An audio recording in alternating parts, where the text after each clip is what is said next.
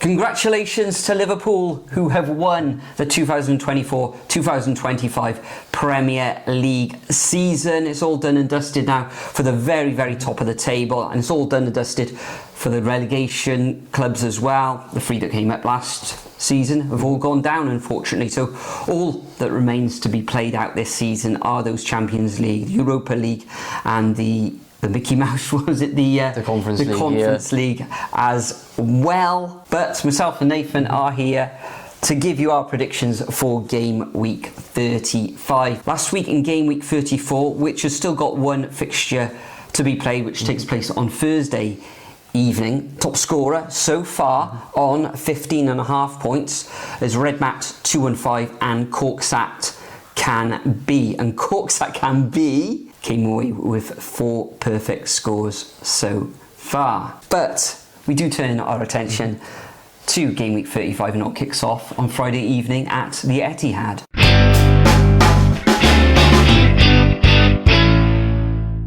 Yeah, so 8 o'clock Sky, Man City Wolves. Wolves the most informed side in the league at the moment, winning 6 on the bounce. Just absolutely ridiculous, isn't it? Man City, they've still got work to do. They need to cement themselves in at least the top 5, with teams like Villa especially breathing down their necks. So it's going to be a tricky one. Wolves, they could keep pushing up the table, but they could pretty much be on the beach now that they are safe. So I don't know. Let's just give it to Man City because they have more going for them. 2-1. 2-1, yeah, I totally agree, Nathan. 2-1. I imagine that a few people out there are expecting Wolves to get at least a point in this match. They've, as you say, they've had 6 matches on the bounce that they've won. However, if you look at the opposition that they've played Leicester, Manchester United, Tottenham, both of those teams struggling at the bottom of the Premier League, Ipswich Town, West Ham and Southampton. So they've been lucky with all their those fixtures. teams that they get, very, very lucky. Maximum points. Victor Pereira has done absolutely phenomenal over this 6-week period with the team, and it's helped that Chunia has come back into the fold as well after his suspension. Man City currently in 3rd position. They'll be going all out to try and get that runners-up spot from Arsenal, who their eyes are elsewhere, trying to claw themselves back from that 1-0 defeat against Paris Saint-Germain on Tuesday evening. In this one, I think, as I've already said, Man City will take all 3 points. So I'm going to go for a 2-1 win, but Wolves have got to be happy on how their season is ending. Next up, we move to the first Saturday kickoffs, and we've got, talking about Champions League spots, we've got Aston Villa coming up against Fulham. Now, Aston Villa themselves, prior to this week, it was a 5-match winning run. A loss against Manchester City away from home, coming up against a Fulham side who got back to winning ways last week, but it was against Southampton away from home, and I think Southampton probably a little bit unlucky in that match. But I think Villa at home, nothing to distract them now. Currently in 7th position. A win here is vital for them for their Champions League aspirations, and I think they'll come away with all 3 points here with a 3-1 win. Fulham going forward look exciting, and I think they'll get a goal. Interesting, yeah, this is going to be tasty actually. I think there's going to be a goal fest for both teams. Villa, they have a bit more going for them since they can still get Champions League football. At the moment, it's depending on Palace whether they're going to be, if they stay where they are, if they're going to be in the Europa League or in the Conference League. Whereas Fulham, sort of floating around there, probably going to finish 8th or 9th. Obviously, Palace again, with if they win the FA Cup, what happens there, if they can get into Europe as well. So it's going to be tight. Go 2-2. And moving on, Everton up against doomed Ipswich Town. Now Ipswich could potentially look at getting some points on the table, but nothing's going to stop them obviously from being relegated now. Everton in 15 from 38, could be on the beach. Last couple of games at Goodison Park, so I can see them scraping out a victory here. Let's go 1-0. Yeah, Everton have lost back-to-back fixtures against Manchester City and Chelsea. Difficult matches. Ipswich have they stunk the place out? I think they've tried it sometimes, and they've given some teams a bit of a game, but ultimately they've only won 4 matches this season, drawing 9, losing 21. I think Everton, you say even last couple of matches at Goodison, I think they'll take all 3 points here in a straightforward 2-0 victory. Next up, we got Leicester Oh, against God, Southampton. yeah. Talk about stinking the place out. Dear, oh dear. Southampton, Leicester. Last 6 matches between them in the league, nothing. Southampton only going in 2 wins all season.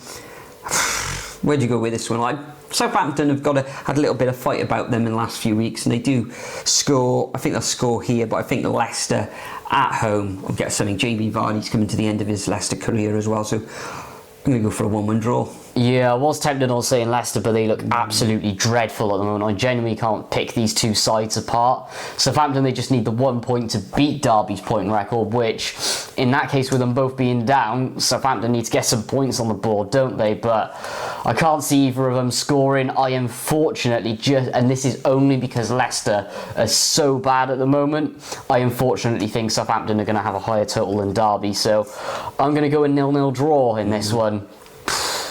Going to be some quality football on show there, isn't it? But moving on, 5:30 on Sky, Arsenal up against Bournemouth. Arsenal starting to stutter a bit in the league, but obviously they're focusing on Champions League at the moment since Premier League is done now pretty much. Obviously 1-0 down to PSG, aren't they, coming into a second leg, so I could probably see players rested here. Bournemouth pretty much out of the European picture now. It's not impossible, but I think unfortunately it's unlikely because they have struggled in the second half of the season. I don't know why. I think Arsenal are going to bounce back only just, and I'm going to 2-1. Yeah, as you say, Nathan, the Gunners have got focus on that European tie next week against PSG away, which is going to be very, very difficult. I expect a few players will be rested here. Thomas Partey didn't feature in that Champions League match. I think it was suspension, wasn't it? Probably may come back in here. They've got a real good midfield. Probably lacking a little bit in the attacking area, and when I say that, it's spearheaded as a number 9 or a false 9 or whatever they want to play with. Kai Havertz, Jesus, etc. currently injured. Bournemouth put up a real good show against Manchester United, and really they should have won that, although Man United came back into that game eventually to draw 1-1 in this one. I think they're going to repeat that scoreline. I fancy Bournemouth with the shackles off. Uriola has done a great job in the league this season, and I think he'll step up again next season. Whether he'll stay at Bournemouth and go to another club, not too sure. Probably stay there, and I can see them going from strength to strength again as long as they recruit a couple more quality players. In this one, I'm going to go for a 1-1 draw. Yeah, plus they got that massive new training ground as well, haven't they? So he's been really invested in, and looks like they could be getting a new stadium as well. So lots to look up to down on the south coast, isn't there? Yes, there is, Nathan. There is. Let's move on to Sunday. Anyway, we've got Brentford coming up against Manchester United. Manchester United sort of dropped off a little bit of a cliff. 1 win in their last 6 or 7 matches, and that was 7 games ago. Fortunate to get a point against Bournemouth. Losses against Newcastle and Wolves recently. They just want the season to end, don't they? Brentford blow hot and cold. A decent win against Brighton 4-2. They are susceptible sometimes at the back. Plenty of goals in them. Whistler's had a brilliant season, haven't he? And then Bueno as well. And the rest of the guys there got a real good midfield. So I think Brentford will take all 3 points here in London. I'm going to go for a 2-1 home win. Yeah, Brentford win written all over this for me. Man United, at the end of the day, you could say both teams are on the beach now, but Man United just hibernating until next season. Absolutely dreadful. Both teams will score, but yeah, let's just edge it just to Brentford 2-1. Same as me. Same as you. Moving on, next up we've got Brighton up against Newcastle. Now Newcastle, if they keep going the way they're going with their points per game and just keep winning and winning and winning, with the way it's going, and if Arsenal keep drawing and dropping points, they could actually go ahead and finish second, which at the moment wouldn't surprise me. And with Brighton, patchy form, haven't been great recently, it could see them out of the European race, couldn't it? Unless they go on a really mad run, which with 4 games to go, I can't really see happening. So yeah, let's go for a solid 2-0 win to the Geordies. Yeah, I'm going to go exactly the same as you, Nathan. Brighton, overall, you could say another decent season for them, but in their last 6, they've been leaking goals. Okay, they did win last week. It was a 3-2 victory against West Ham, but another 2 goals going in the Brighton net. Welbeck continues to score goals for the Seagulls as well. He's done really well down at Brighton, but I think the attacking prowess of Newcastle and the fact that they're chasing down Arsenal for that runners-up spot points to a victory for the Magpies for me, and I'm going to go for a 2-0 away victory. And talking about West Ham, they come up against Spurs, two London clubs.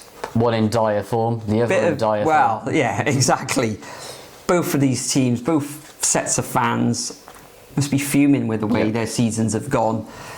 What has happened to Tottenham? Look at that, 5 defeats in their last 6 matches.